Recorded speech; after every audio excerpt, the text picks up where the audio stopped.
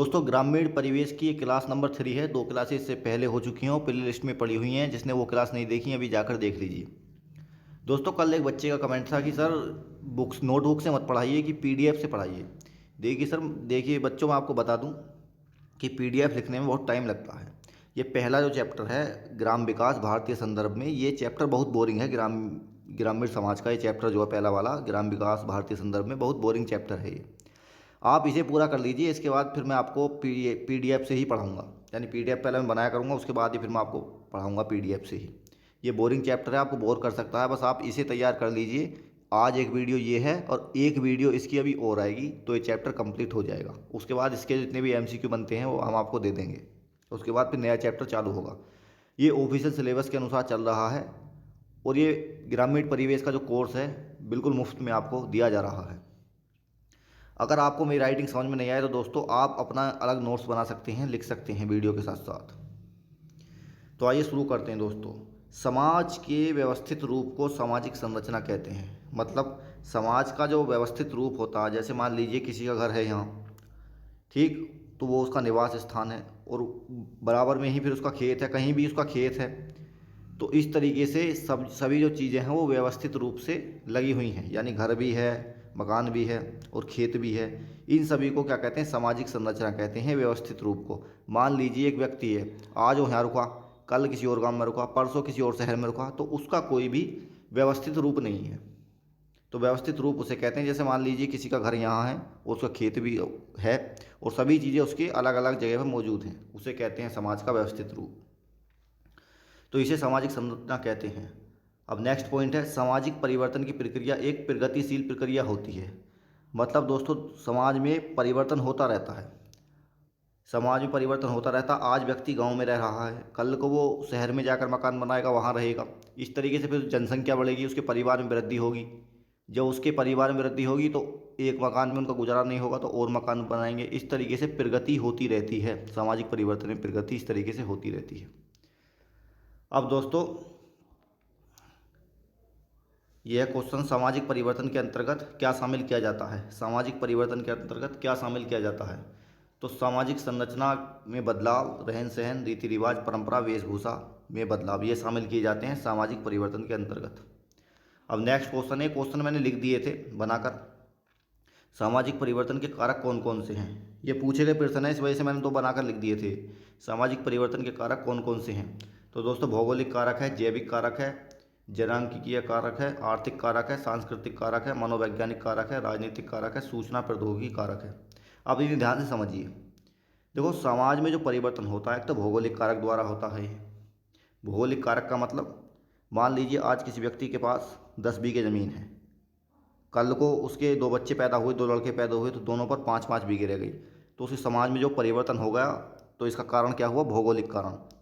फिर उसने उन दोनों को अलग अलग मकान बनाए, तो इस तरीके से भौगोलिक कारक हो गया। अब है जैविक कारक। तो दोस्तों जैविक कारक भी होता है ये। समाज में जो परिवर्तन का मुख्य कारक है, एक जैविक कारक भी होता है, आप इसे याद कर सकते हैं ऐसे ही। एक है जनांकीय कारक, जब जनसंख्या बढ़ती है तो उससे जो बदलाव आते हैं उसे जनांकीय कारक बोलते हैं। नंबर 4 है आर्थिक कारक।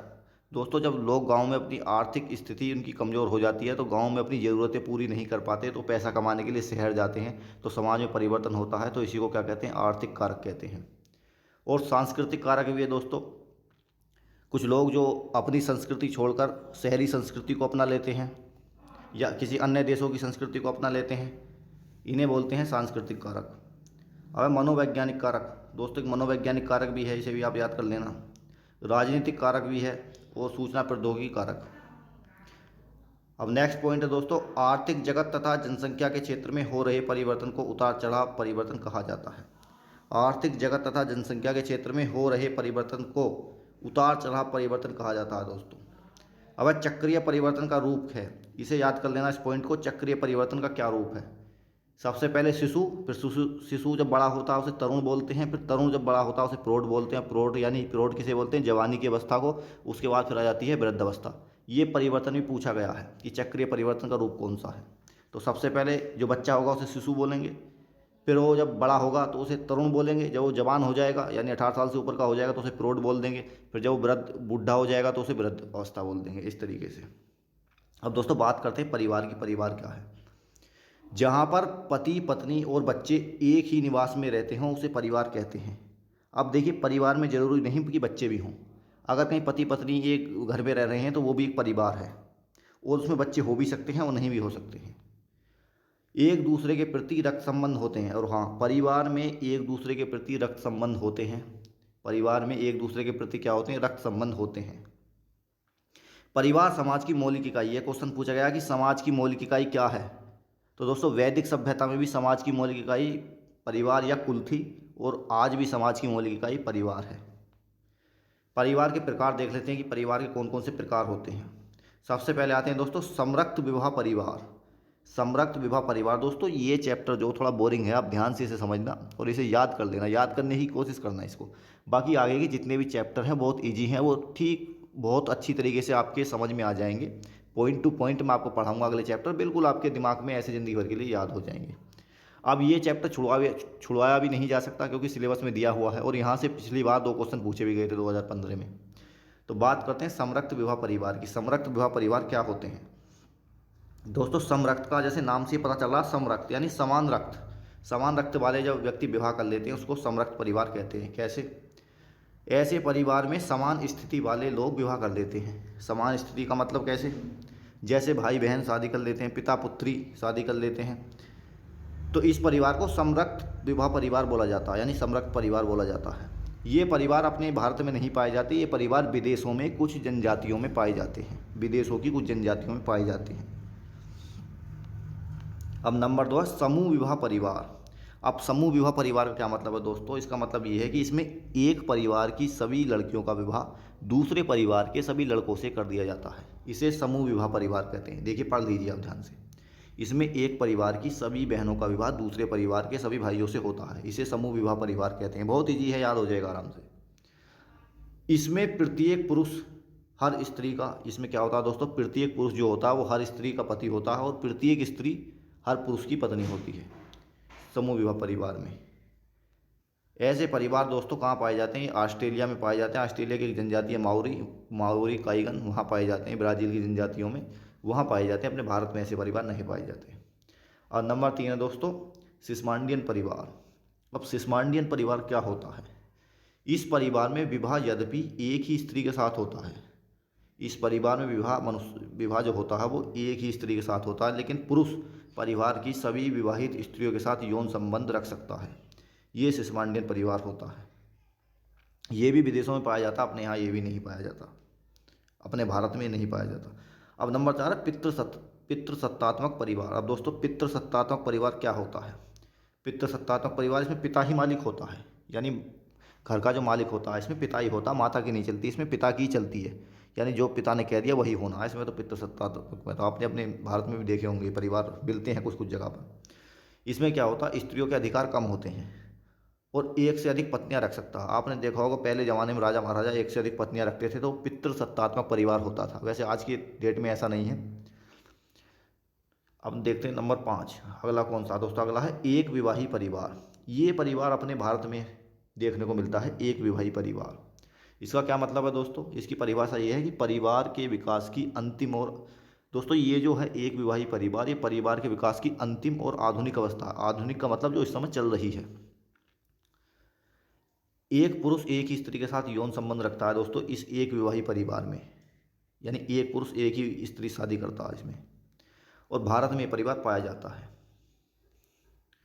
और नंबर 4 दोस्तों संयुक्त परिवार। 3 या 3 से अधिक पीढ़ी के लोग। अब संयुक्त परिवार क्या होता है दोस्तों? जहाँ माता पिता भी रह रहे हों, दादी दादा भी रह रहे हों, चाचा चाची भी रह रहे हों, उनके बच्चे भी रह रहे हों, और शादी होकर उनकी घरवाली भी रह रही हों, उसे ही संयुक्त परिवार बोला जाता है। देख लीजिए परिभाषा इसकी ये है, 3 या 3 से अधिक परिवार के लोग एक साथ रहते हैं। सामूहिक संपत्ति, यानी सबकी जो संपत्ति होती है सामूहिक रूप से होती है, यानी वो परिवार जो होता है, घर जो होता है सबका होता है। अगर उस घर में कोई ट्रैक्टर है तो वो भी सबका है, उस घर में कोई अनाज है या कुछ भी है वो सबका होता है संयुक्त रूप से। और सामूहिक रसोई होती है, यानी एक ही रसोई में भोजन पकता है। एक अपने भारत में परिवार वैसे पाए जाते हैं जहाँ गांव में अधिकतर सब लोग एक साथ ही रहते हैं, तो एक ही रसोई में भोजन पकाया जाता है सबके लिए। इसमें दादी दादा माता पिता चाची चाचा आदि रहते हैं। तो दोस्तों आज की क्लास में इतना ही। आज की क्लास यहीं ख़त्म होती है, और इससे अगली क्लास में ये चैप्टर बिल्कुल ख़त्म हो जाएगा, यानी एक पार्ट और आने वाला है। अब दोस्तों वीडियो मैं इतनी छोटी क्यों बनाता हूँ दोस्तों, कुछ बच्चे कह रहे थे सर वीडियो बहुत छोटी बनाते हो।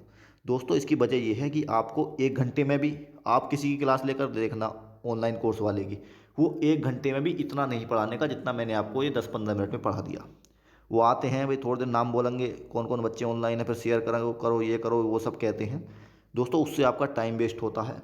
मैंने आपको अच्छी तरीके से समझा दिया है, अब आप दोबारा इस वीडियो को नोट्स बना सकते हैं इसके। और मैं दावे के साथ कह सकता हूँ दोस्तों 20+% यहाँ से आने की गारंटी है। 2015 का लेखपाल का एग्जाम में क्वालिफाई हूँ, आप विश्वास कर सकते हैं। ये कोर्स मैंने फ्री में नहीं लिया, किसी से पैसों से खरीदा दोस्तों, जो मैं आपको इसे दे रहा हूँ। और मेरे जो कोचिंग सेंटर के बच्चे हैं वो भी इसी से तैयारी कर रहे हैं, और उन्हीं बच्चों से मैं लिखवाता हूँ। उसकी राइटिंग थोड़ी गंदी है, इस वजह से ऐसा आ जाता है। मेरी तो इससे भी गंदी राइटिंग है, इसलिए मैं खुद नहीं लिखता इनको। तो 1 घंटे में, जो 1 घंटे में पढ़ाएंगे वो भी इतना ही पढ़ाएंगे आपको, जो 1 घंटे क्लास लेंगे, तो उससे आपका टाइम ही वेस्ट होगा, उससे आपका टाइम वेस्ट होगा। और मैं यहाँ 15 मिनट में भी इतना पढ़ा रहा हूँ, 15 मिनट में भी मैं आपको उतना ही पढ़ा रहा हूँ जितना वो 1 घंटे में पढ़ाते हैं। तो इससे आपको रिवीजन के लिए भी हाथों हाथ टाइम मिल जाएगा। एक वीडियो इस चैप्टर की ओर बनेगी, फिर ये पहला चैप्टर जो है ग्राम समाज भारतीय संदर्भ में, ये बिल्कुल ख़त्म हो जाएगा। फिर उसके बाद हम पंचायती राज शुरू करेंगे, तो उसके बाद और चैप्टर को देखेंगे। दोस्तों मिलते हैं फिर अगली वीडियो में, तब तक के लिए सभी को नमस्कार, जय हिंद।